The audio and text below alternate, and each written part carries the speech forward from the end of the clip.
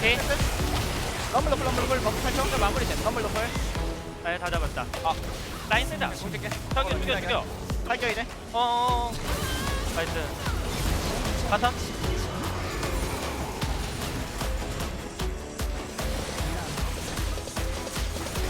전식에도 못 들어올 거야. 막판 죽일래? 나만 죽이자. 탱해줄 사람이 없어 보이는데? 뭐야? 나 빌막당했어. 똥땡이가 막았어? 똥땡이 살정. 왜 먹냐? 근데 그걸 날 왜 자꾸?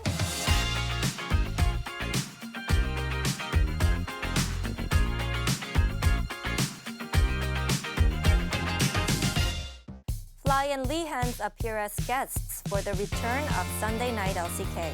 Tamongia shakes up their roster after their loss to KT. Starting next week, audience members allowed at Low Park to increase to 80. T1 Teddy achieves his 1500th LCK kill in the match against LSBㅅT1. Hello everyone, I'm Junghyun Lee and this is LCK Weekly Newsfeed. Now for LCK News, last week marked the first episode of Sunday Night LCK, and our first guests made a really fun episode. Last week after their 2-0 win over DRX, Africa Freaks Fly and Lee Hans appeared as guests for a return of Sunday Night LCK. During the show, Lee Hans made some hilarious mistakes, like Bluetooth blocking glasses instead of blue light blocking glasses, and several more. Fly announced his upcoming promotion to Challenger and looked super fly in sunglasses, causing an eruption of screen captures by fans collecting meme materials. Fans' reactions to their guest appearance included comments like, "It's only episode 1 and it's already legendary. Where did my 1 hour go?" And, "Africa is so wholesome." The two players shared good news and stories, making the first episode of SNL this summer a huge success. Africa entertained us on and off the rift last week, and fans should keep an eye out for more. Next in LCK news, Damwon Kia shocked the fans with their roster change-up after their loss against KT. On June 13th, Damwon Kia lost their match against KT roster 2-0. Following the loss, Damwon Kia shook up their roster and shocked the fans. Malrang was subbed into Ghost position, but the AD carry position was taken by Showmaker, with Canyon going to the mid lane and Malrang taking the jungle. Tamongia fans expressed concerns about the change, but however, the player showed expertise and performed well, despite playing in different positions for the first time on stage. Now, many fans are wondering if Tamongia will stick with their new roster, so stay tuned to the LCK to find out. Now for some news that many fans will enjoy. Starting this week, Low Park will be allowed to welcome more audience to attend live matches.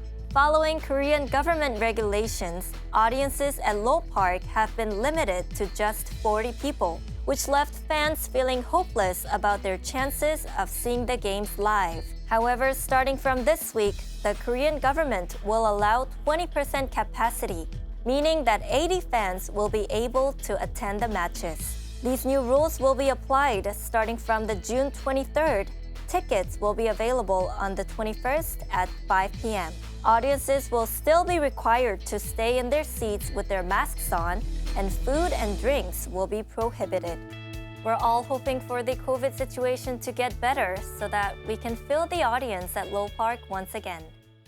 Now, finally, last week, T1's AD carry Teddy earned a great personal achievement. On June 17th, the match between T1 and LSBㅅT1, Teddy earned his 1500th kill in the LCK. With his Ezreal pick, Teddy consistently dealt heavy damage all game. Along with the win, he earned his 1500th kill and entered 5th place among currently active LCK players. In an interview following the win, teammate Faker gave some veteran advice.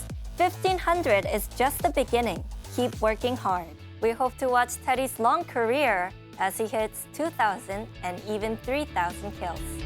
That's it for today. We hope you enjoyed the LCK Weekly Newsfeed, and we'll see you again next time. Goodbye.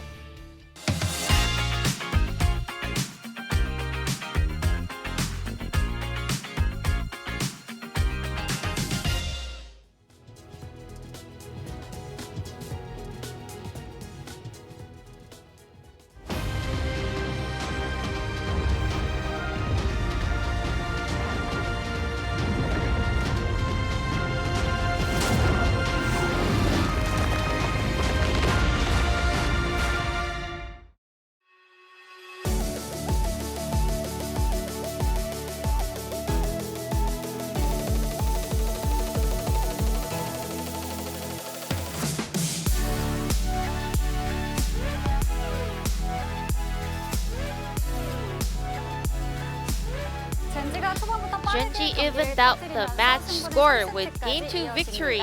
They were getting points from the beginning of the game. And this time around, Genji removed some of the tricky cards that Lim Sandbox used early on. And then again, first pick that Jinx. I'm pretty sure a lot of fans are actually kind of perplexed to see this Jinx priority. Because we had a very similar comp, just like game number 1. This is like the standard LCK style, you know, you were not wrong, you know, it was about the in-game mistakes.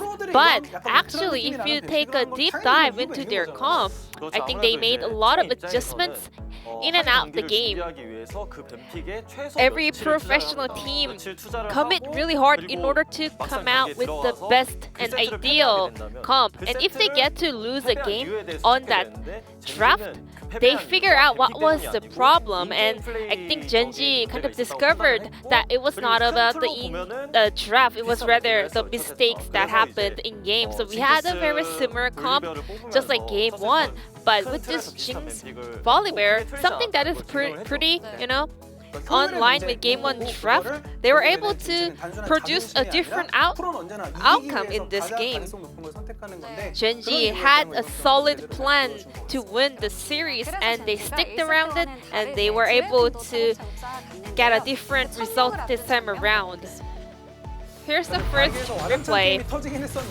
The game was pretty much over with that Scuttle Crab fight, but now we want to point out how kind of Rascal played the lane very smart. So Rumble was camping topside and Rascal sensed it somehow. So he goes really safe, doesn't get over aggressive. He backs up, gets a croak him instead in order to get some missing XP there.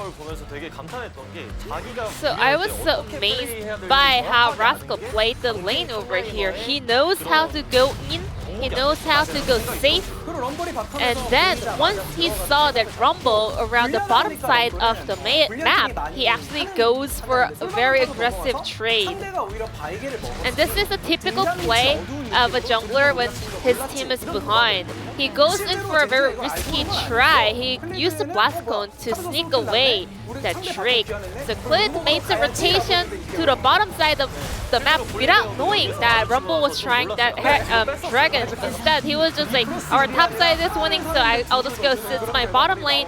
But somehow he spots that Rumble in the jungle and gets a kill, and also the Drake can also flash out of that recon. So Genji started off the game with a very solid snowball this time around, and I think that was the most important kind of factor of a strong team. Just like what Rascal did, you know, you have to know the line. You have to know when you have to, you know, play safe. At the same time, when you have enough information, you have to switch back to the aggressive mode and look for solo kills. Now let's take a look at the second replay, where Sandbox was looking for a Hail Mary play, but Genji actually countered it so beautifully. I actually missed what happened there, so I was wondering why they were not able to punish the overextension of Genji. So Clid uses his flash when Set uses the showstopper in order to reposition his ultimate. This adjustment denied the Leaf Sandbox's teamfight angle, and then everyone exits the scene thanks to the Sand Soldier summoned by Azir. That was the last shot Sandbox had this game. They were looking for some flank teamfight with the Set's ultimate, but that minor and detailed outplay by Clid, Genji was able to win out that teamfight as well. Game 2 was another quick one, and we are heading to game number 3. But before, let's take a look at the player of the game. Rascal on Lee Sin. 7-7. In the middle of the game, there were so many moments where he just survived with 1 HP multiple times, and that's really annoying as an enemy team.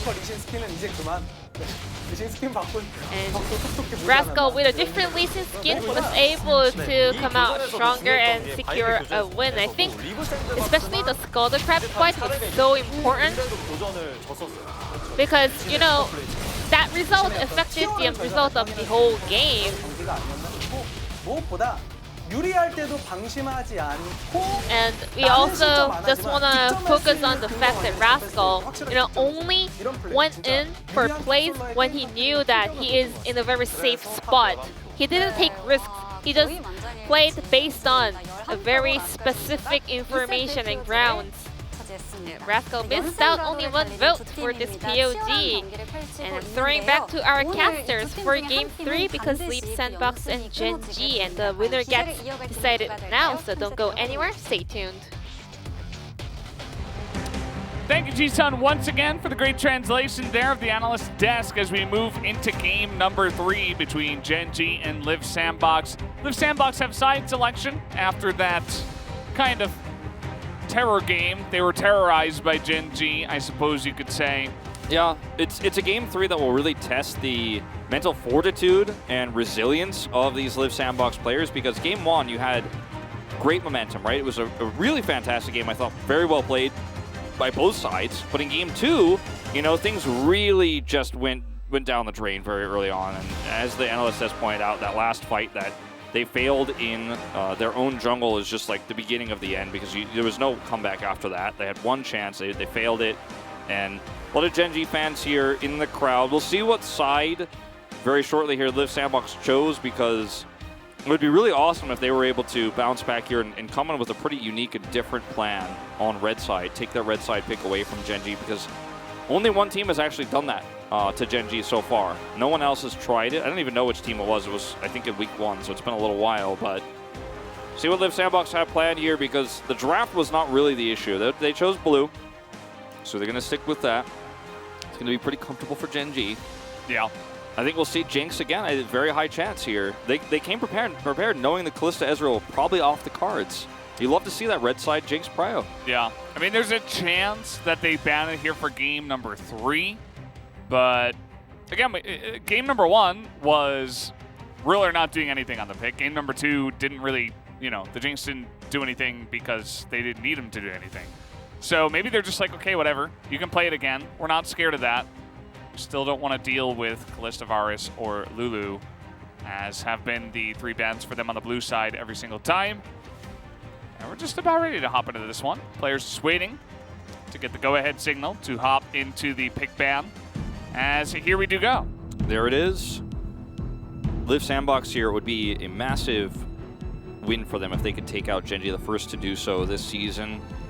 And like I said, it would raise a lot of questions about where everything is in the LCK, because Gen G have been the one centerpiece, the one consistent team so far in what has been an even more tumultuous season than spring. So we see the bans coming through so far looking very identical to game 2. Yazir will be banned this time, though. Yeah, no Lulu ban, so that does leave itself available. We'll see, you know, with, you know, the ban twice in a row, do they want to pick it up early here? I think they're just going to go with the Rumble pick again and try to respond. Oh, the Renekton once again.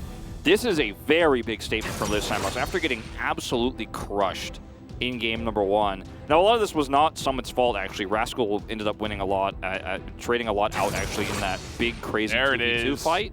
It all comes back to set. There it is with the Jinx. So it was not really Summit's fault that Rascal got fed. But, you know, he was just the punching bag that Rascal had to play with there in the lane after he did get very far ahead. So he has another opportunity here, and he's making a big statement by picking this up. We'll see the Rumble come through once again. Now the set's taken away, I would like to see the Leona priority with this Rumble pick. You can pair it with so many great AD carries in the bottom lane. I think it's a smarter pick to grab that one early and then use it with the Rumble, use it for strong engage at long range. We saw them utilize it so well in game number 1.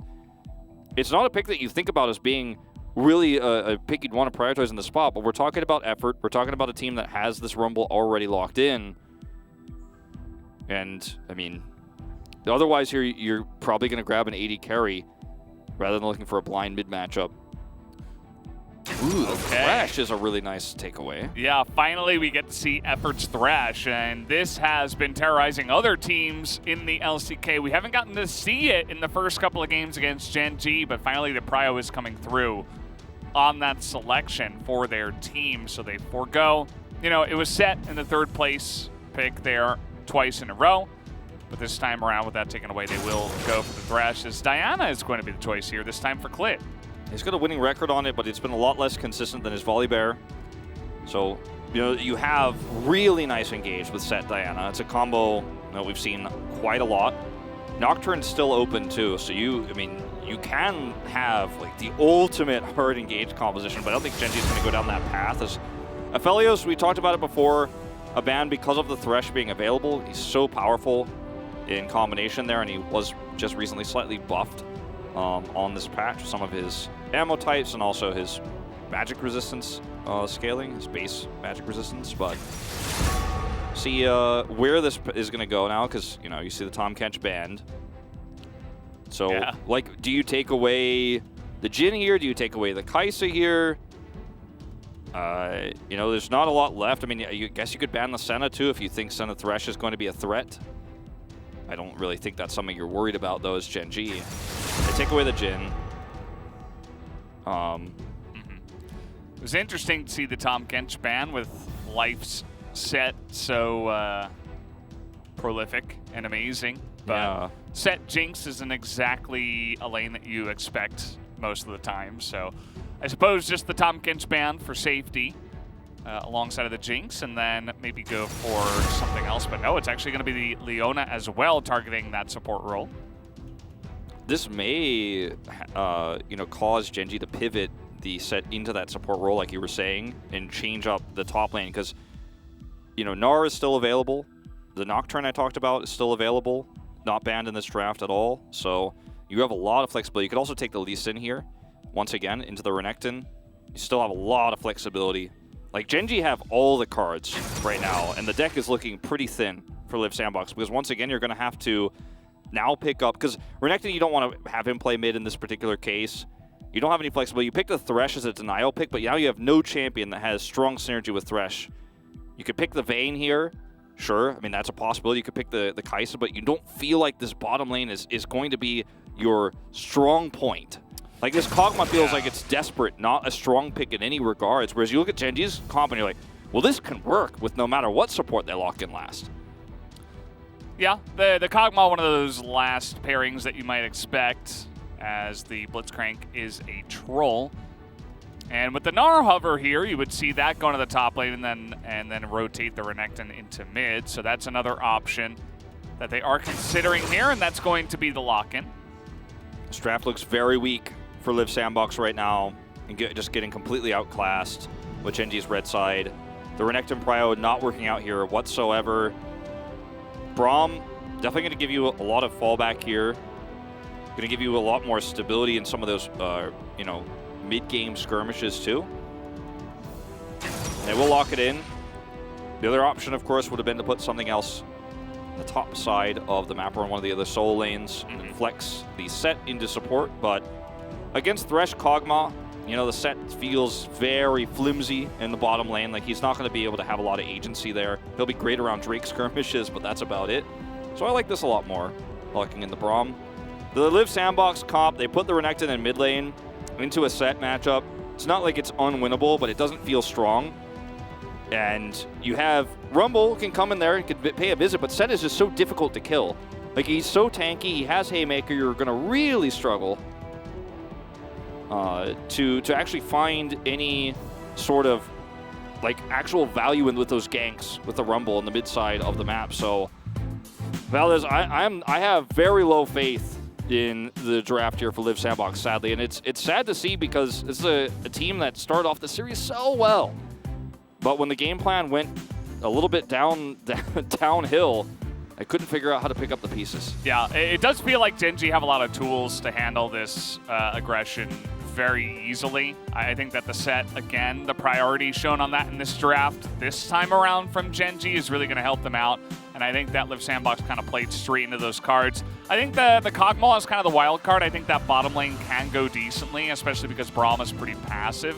maybe you get a decent start there, and maybe just try to kite a little bit with him and focus people down with the equalizer after doing a little bit of poke damage. But let's take a look here at how the game does go. Game 3 is all loaded up.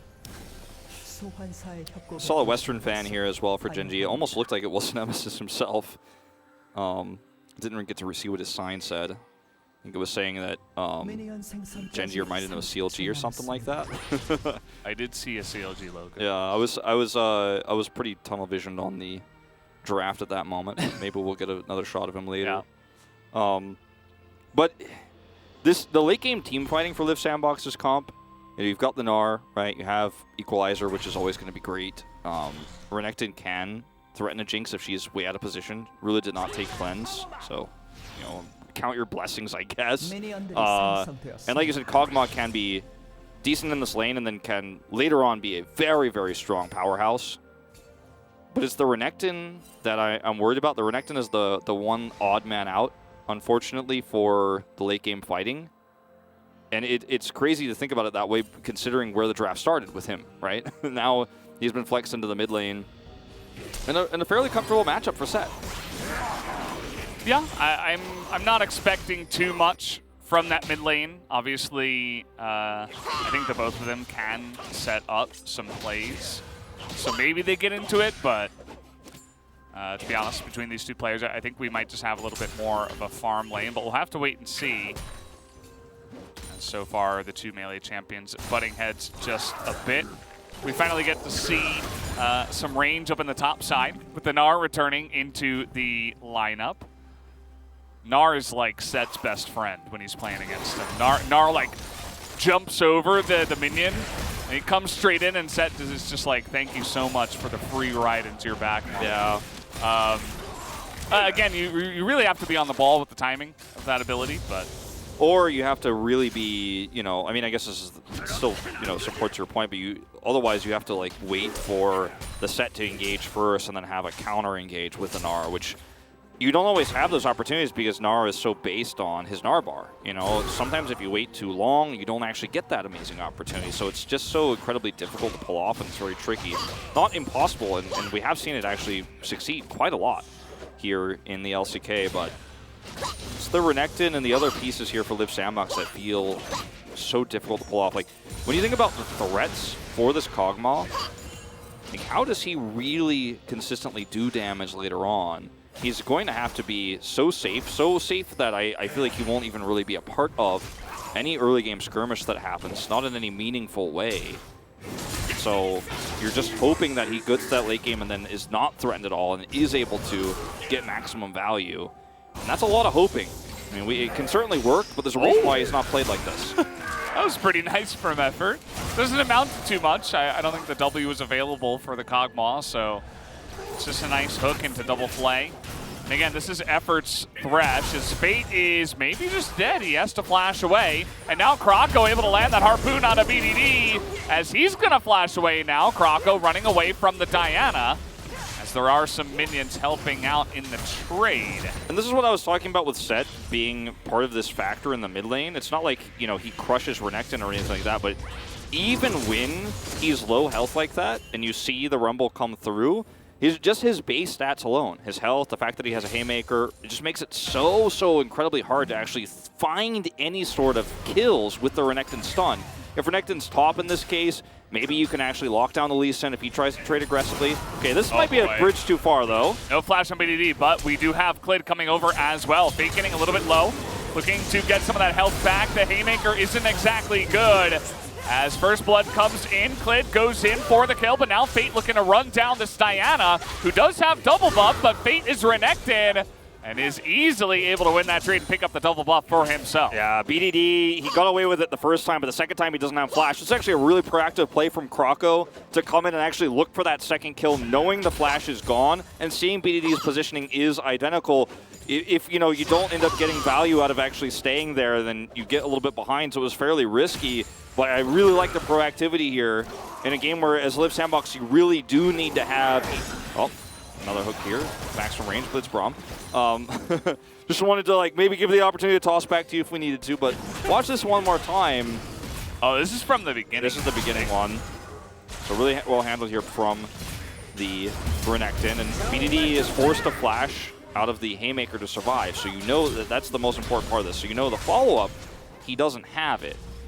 And you can see that, you know, doesn't have the flash, is teleported back in. Yeah. Fate trades super well here, and you're so far up. You're even further up the lane this time. And Clit is nearby, but not close enough. He's on the right side of the lane, too. I feel like you have to give respect to the fact that Croco could have stayed and gone for that scuttle on the bottom side. That Diana took the top side, and now BDD's caught out again. We're going to have to see how this happened, but it just feels like he's not really handling this lane very well. Yeah, and this is a bit shocking, to be honest. Like, it goes against everything that I was kind of leading into in terms of being able to actually snowball against the set with Renekton. It's so rare to see this. But it's been, again, Croco roaming around, or, you know, staying near the mid lane and coming in and making these plays happen. These ganks are successful. And now set's starting to fall really far behind. As we're going to watch this a third time now. Yeah. This time it's not really BDD actually being greedy. He's under his turret, but We got a fight on live. Yeah. Meganar's getting into it with the Lee Sin, but he's just going to back away. Decide not to fight that one.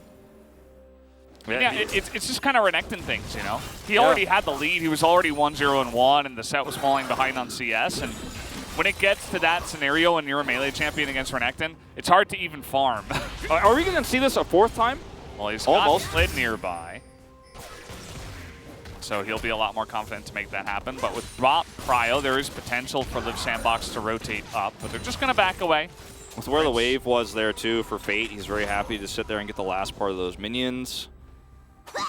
And it does. I mean, look at the gold lead here across the board. It's very slight outside of the mid lane in the jungle, but Liv Sandbox. I mean, I had very little hope and very little faith in this comp, but with some really great ganks from Croco and some small mistakes from BDD, this game feels very winnable now. In fact.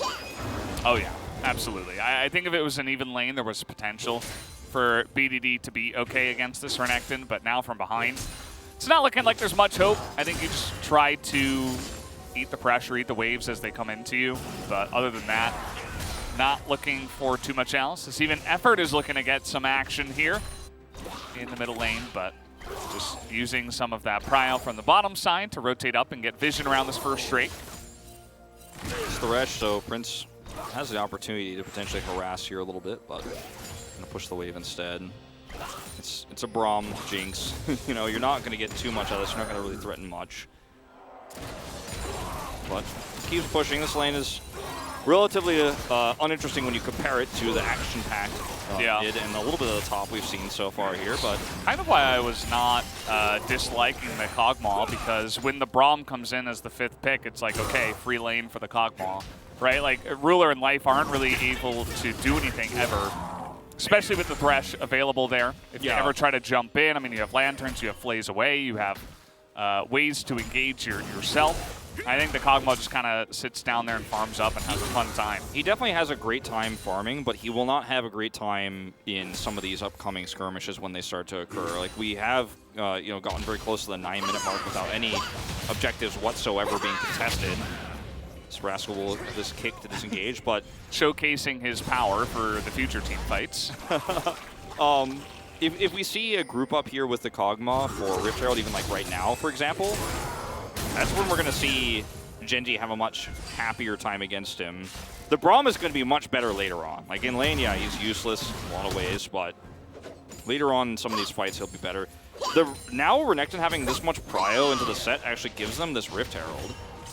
And Genji are kind of taking their time on the streak. They're going to be able to get it here. So it's going to be a trade 1-for-1 here for objectives. And, you know, the extra gold, we'll see where that goes. If you can actually funnel that into the bottom lane, that's quite good. But also, you could maybe even try to just further snowball Fate's lead here so that the next streak fight that you actually do contest in Group 4 becomes a lot tougher, and you have a stronger front line for the Kog'Maw. Yeah.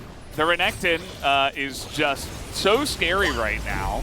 2-0-1. And, of course, on 11-12, he received some nerfs, but it was all to the sustain on his, you know, ability to sustain off the minions, right? And you take that away, kind of sucks for Renektons, but it doesn't change the fact that from ahead, you're still going to be able to dominate the enemy champion, right? You're sometimes in extended lane states, especially in the top lane and longer lanes, you would like to have that sustain if it's an even lane or if you're behind.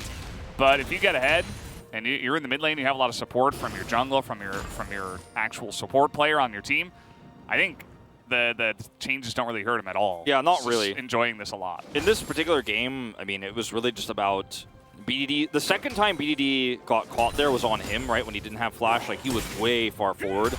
And then the future follow-ups he's had were just, unfortunately, Clid just not matching Krako's rotations. First time, like, Set survives, it went all back to, like, okay, yeah, Set should be fine here. But the second time, it's on BDD. The third time, it's just great play from Krako. And it's just really Live Sandbox identifying a weakness in Gen G early on with their jungler.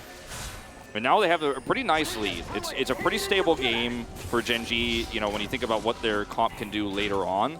But if Live Sandbox can actually start to snowball this with the comp they have, and Kog'Maw does get really fed, you feel really good about this. So it's a great start here. And we'll see what Gen G can pull off. We don't have any objectives for quite some time here. The Rift Herald was tossed into the top lane immediately. So not even part of the conversation anymore. Clid is being a sneaky Diana right now. Trying to make a play on the bot side, but unfortunately for them, Krako is right here. Yeah, and I think he knows that there's a chance he's either rotating down or he's over here. They have vision control on the river. Trying to make a play themselves, but seeing the Diana there, they just decide, okay, we'll hold on to the control of the river vision and not overextend here. Yeah, so much prio here for Fate. You know, it's interesting, you and I talked about how we thought the key player matchup more than the top matchup was actually definitely going to be the jungle matchup. And in this game, Krako has been everywhere he needs to be. Controls the mid lane, going to grab the Scuttle too. Was able to rotate down and identify that Clid was very likely bot. And, you know, just no window back into success here for Gen G, unfortunately. For a little while. You know, when we go into the next fight too, like, this is a Jinx that has Kraken Slayer, but it's not fully online yet. You're going to be much more reliant on your really hard engage with Diana set in this upcoming fight than you're on your AD carry. Srenekton just picks up Gordrick here first. He's like, what nerfs? I do not care about any nerfs. Having a grand old time there in the mid lane. Set struggling to get any items so far. Prince is going ahead and face checking this brush. I think he must have had other information as they do see the Braum in the enemy jungle. Does make sense. We had that early skirmish in the top or in the mid lane very often, but after that it's just been a little bit of a lull state. Trying to make a big play now though, as I don't think Summit knows that Rascal is actually behind him. Summit is going to get hit by that and actually turns around. He's got two allies up on the top side of the map with him, and he's totally fine. Yeah, who's baiting whom here? Yeah. Summit handles it extremely well. He also had flash. You know, he was not in any real danger there. And because the wave was so pushed, he had that escape route to go around the top side instead of going down in the river where the Diana was lying in wait. And this is actually going to be potentially a practical play with a Narbar. That's pretty nice, but not overstepping the boundaries. Rumble is on a ward right now, so Rascal immediately just disengages. Doesn't want any part of that 1v2. It's not quite the same as game number 2.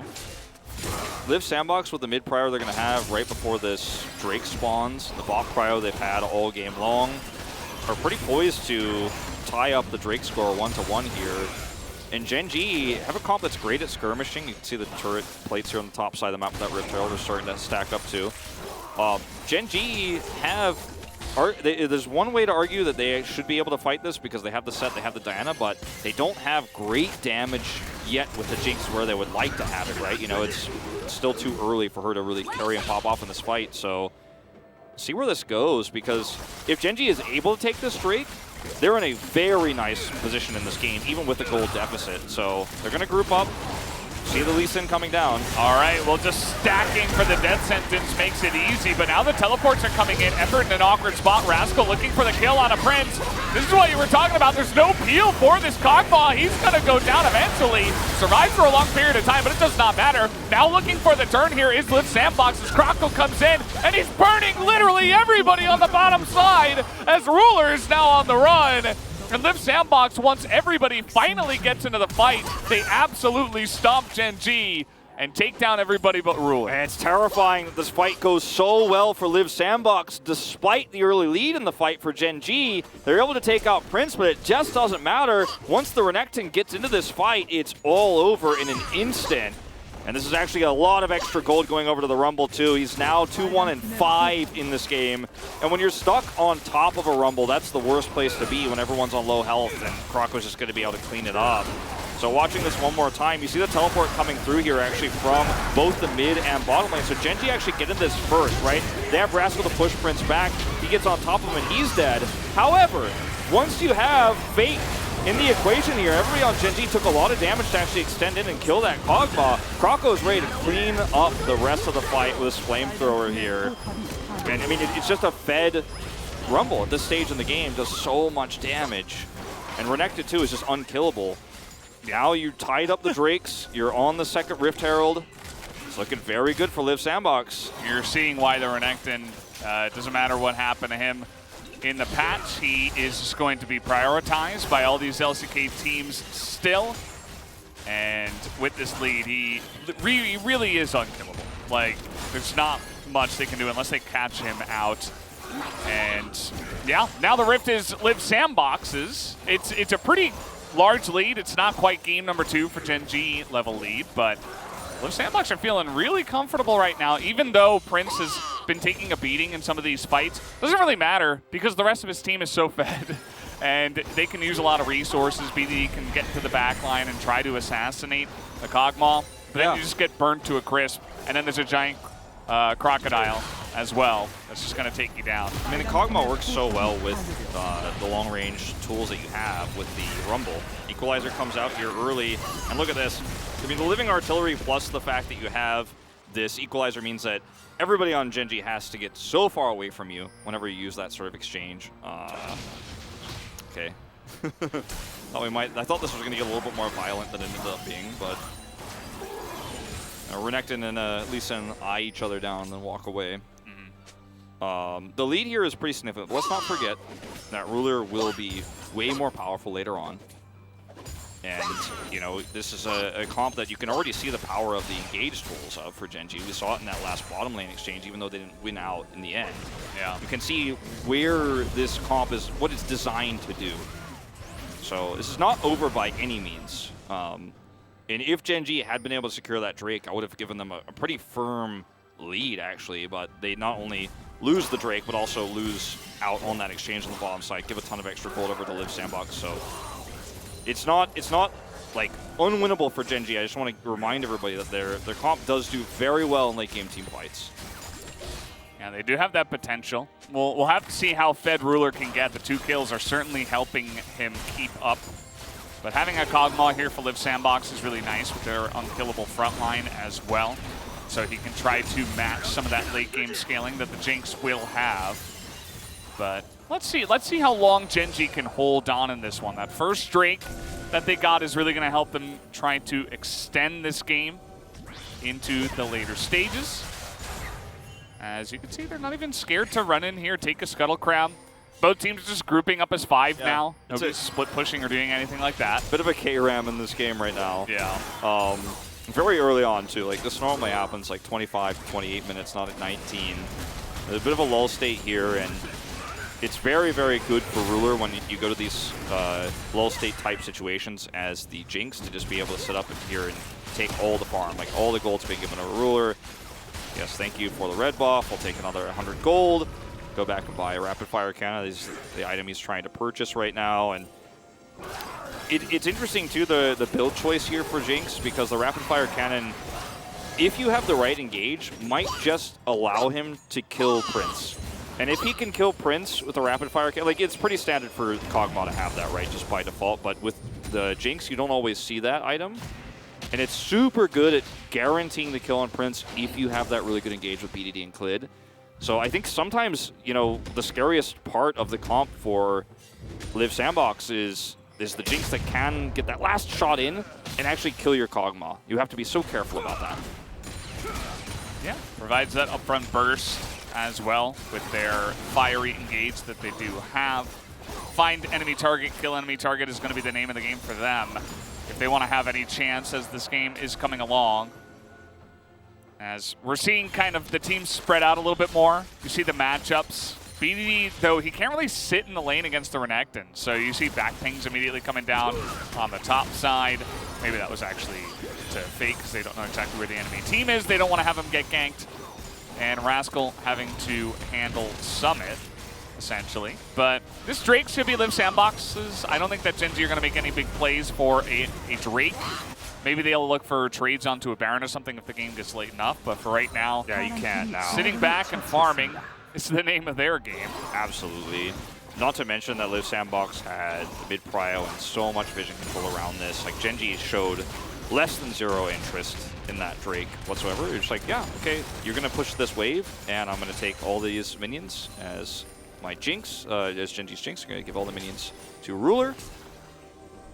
And Live Sandbox actually are able to clear every piece of vision. Now, the sweeper did not see the back part of that, so they're not actually sure if there's a ward there or not, but Genji do not have vision, and they know that, so they're going to have to spend a few resources actually coming back over here to get some vision. They have only this control ward here in the brush just above Croco.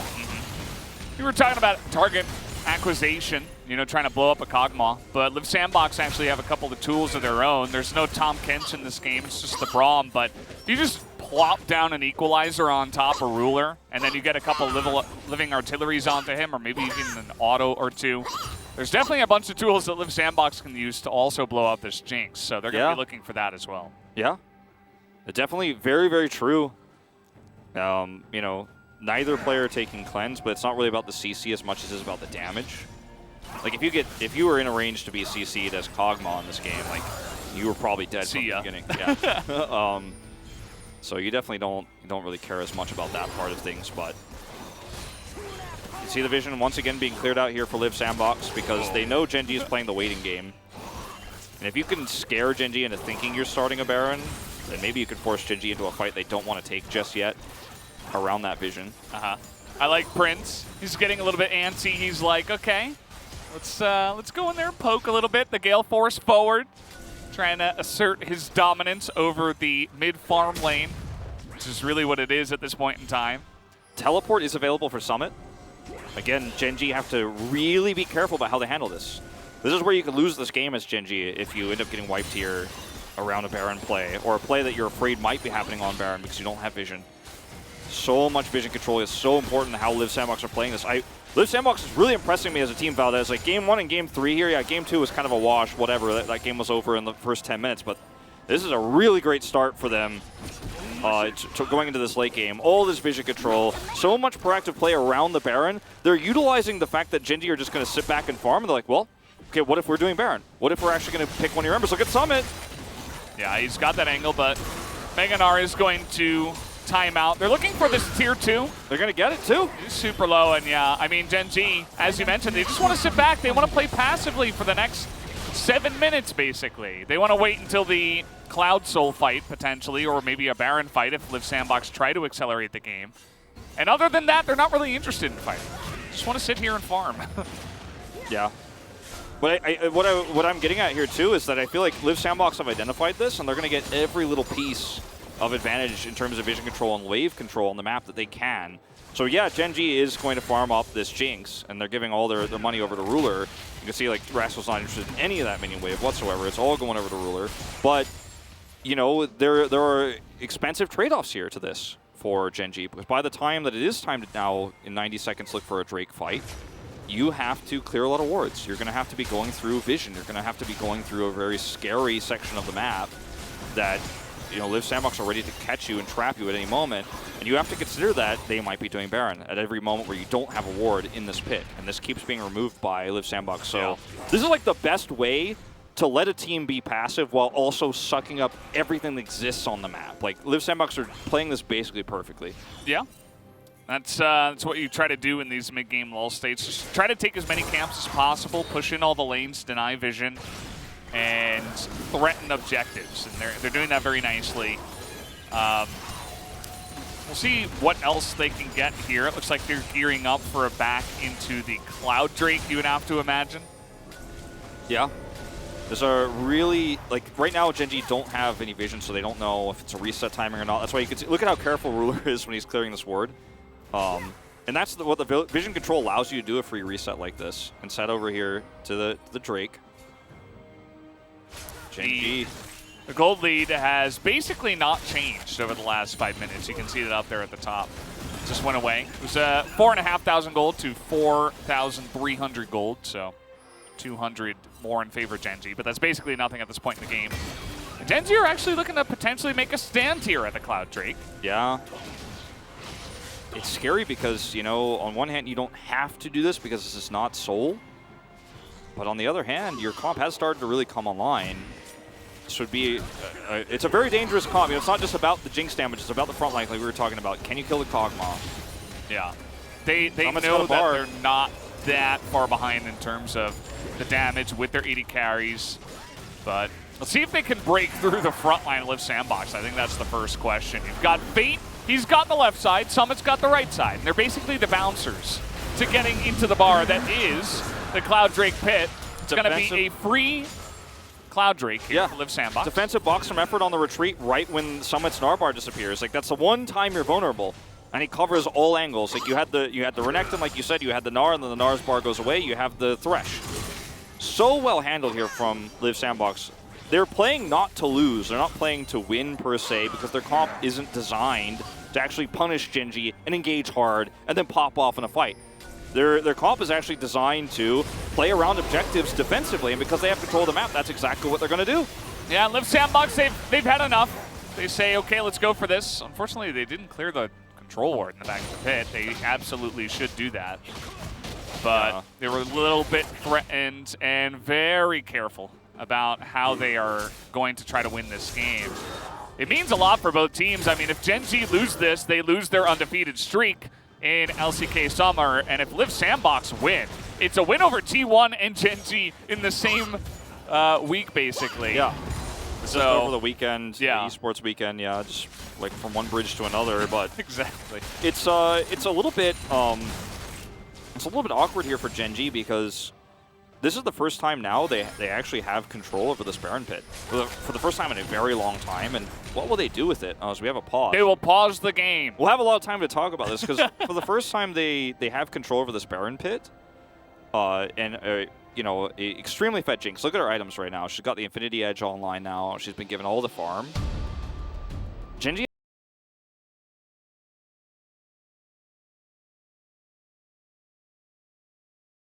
If you try to walk in without vision and deny this as Live Sandbox into a Diana, into a set, like, you're going to have a bad time. The Kog'Maw is not going to be able to get that much done in those moments.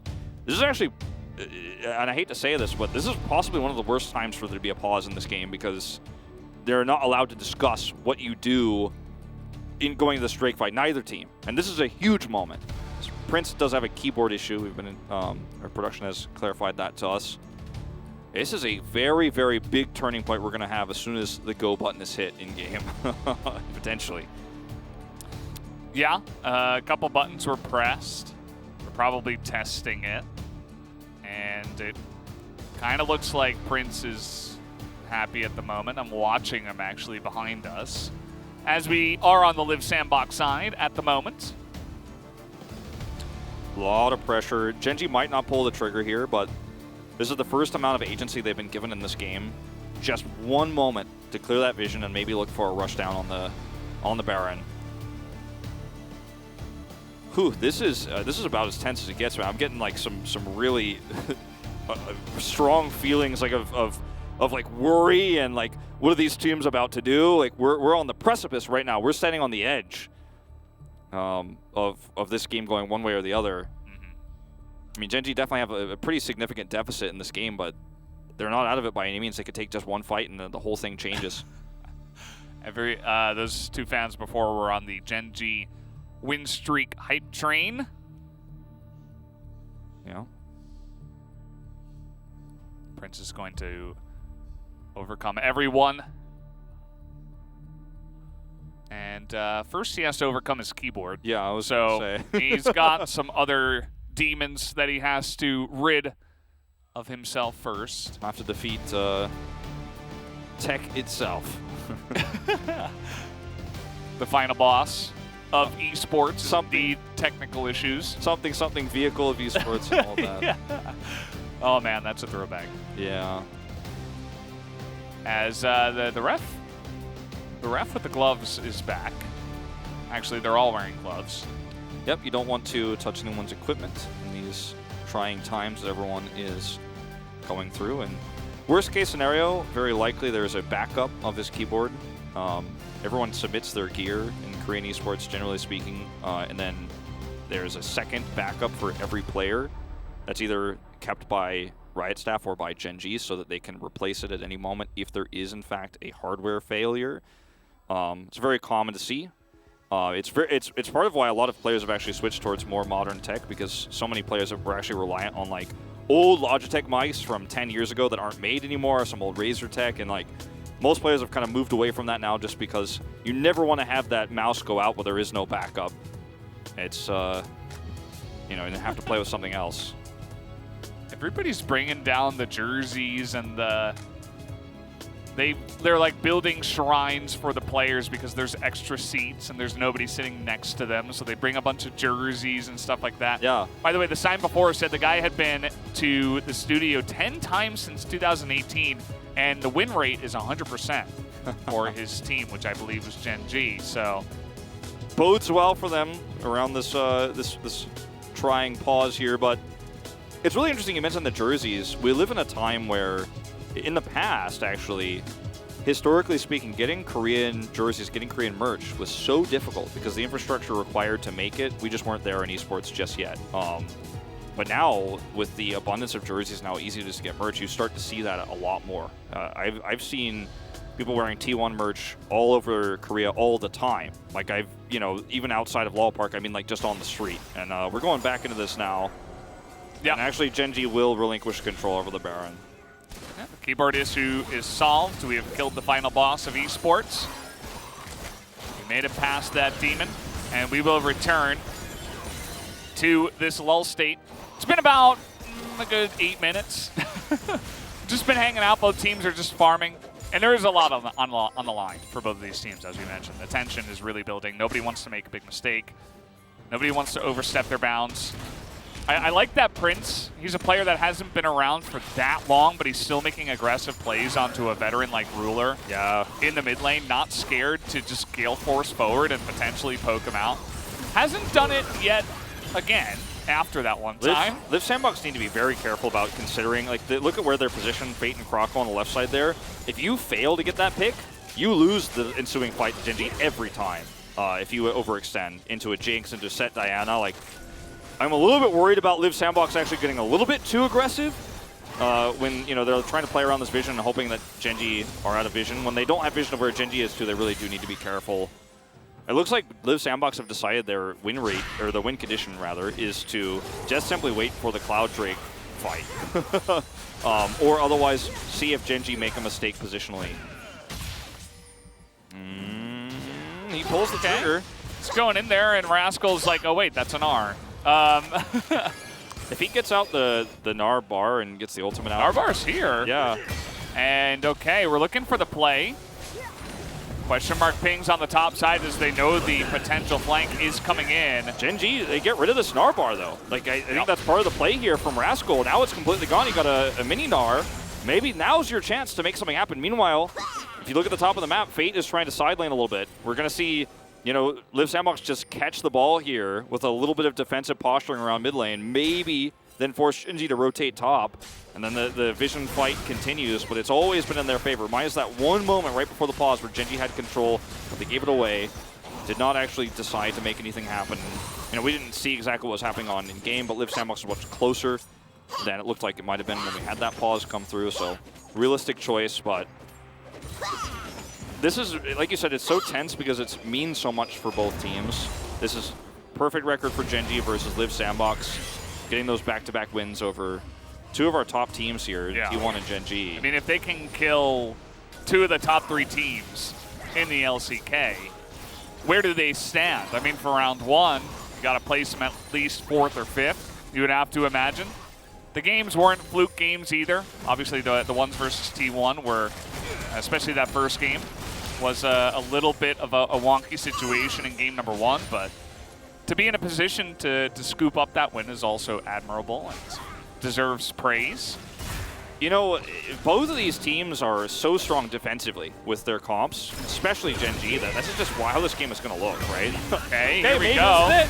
Looking for the target as the wards will come in. Krako just going to flash. He says, no, I don't want to have to deal with potentially dying to a couple of control wards. And that's a big fight because it's right before the Cloud Soul. Yeah, and that one Ocean Drake is getting a significant amount of value actually after all that chip damage. True. Look at Summon's position though. Look at him right now. He's behind the enemy team as the Gnar comes in, a 3-man guard on the wall. But where is the follow-up? It is non-existent, but at least BDD is cut off from his team, but so is Summit. As they both go into their stopwatches, they will trade their lives. But look at this. Look at the health bars on the side of Gen G. They can't fight after that one, and Live Sandbox will take the Cloud Soul. Absolutely the trade you want to take here in the 1-for-1 here. If you're Live Sandbox, they're going to take the Cloud Soul, and they're going to try to rotate over to Baron too. Prince does so much damage that he can actually kind of solo this as they rotate away. He's got a Lantern here too. Gen G looking to set up. No vision here. Okay, if they can blow up Fate, maybe that's the play, but he has a stopwatch. There you go. There it is again. The best item in the game is now we're trying to assassinate Ruler. And Renekton takes down the Braum. This is just finally the tension has been ripped out of this game as Live Sandbox take everything, and now they're going to get the Baron. They're going to get the Baron too, and Gen G know it. Rascal's going to try to get a mid-turret for this. I mean, that's your only consolation prize. Clid had the back. It was way too low to do anything. Maybe he'll catch the top wave, but Live Sandbox can now very comfortably sit back and then, you know, regroup here and then head towards some inhibitor potential takes here. As this is going to be some extra gold, but that's way less significant than the pushing power they've had control of over the last 10 minutes of this game now becomes even stronger as they regroup. And I'm going to watch this fight one more time. This is just so well played from Live Sandbox. They have positional advantage. Summit's in the back. It's a triple here on the Gnar into the wall, and he's right in it's such a position where he actually gets over the wall and is not under threat. So he buys so much time here, does so much damage, and it's really just BDD trying to stem the bleeding, but everybody takes so much damage, their health bars are so low, and I mean, Fate knows he has stopwatch. Like, the whole time, he's like, no, I actually walk in blind, I stopwatch, we win this, their health bars are too low. Exactly. And he's easily able to get out of there as well. The Lantern at the last second, he lives with very low health, and they turn onto the Baron. And now this game has opened up. It's just totally wide open. The Cloud Soul is here, the Baron is here. Live Sandbox have everything. The poke potential from their team is massive. It'll be very difficult for Gen G to ever find a quality engage at this point in time. Yeah, we might have to see the Nexus turret fight, honestly, here for Gen G to have a hope of coming back. Look at this. This is what I was talking about before, the equalizer and the living artillery rulers at half health. You just have to go straight back into the fountain, heal up, and look for that Nexus turret fight. Maybe Set has a miracle engage. Live Sandbox are not going to look for that big of a collapse here because, you know, why would they? Why would they have to force us? They can just retreat, regroup, and then rinse and repeat here in the mid lane. And in fact, it's only Thresh that commits to the back. They're going to regroup here in mid themselves. Okay, no, they just do decide to back.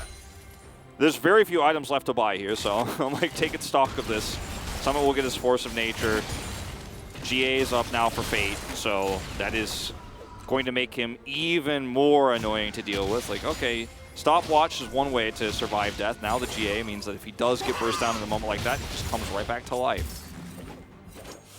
This is rough. You mentioned the Force of Nature. You're not really getting away from this Gnar at this point in time. And even the Lee Sin, who we mentioned, he offers some nice utility. Can run away with some lanes at some points. We saw that in game 2, but hasn't really been able to do much in this pretty passive game. Hasn't found any picks. Hasn't had any big disengages onto the engaging Live Sandbox members. It's another one of those games, too, where it's been such a great team effort from Live Sandbox. You know, from the beginning, we saw a lot of extra help given to Renekton in mid. Now you're seeing incredible engages from Summit in the late game. I mean, it's hard to pinpoint like one player is carrying this team. No, they're playing their composition so well. What a terrifying Live Sandbox we're watching right now. Yeah. Like, not just the state of the game.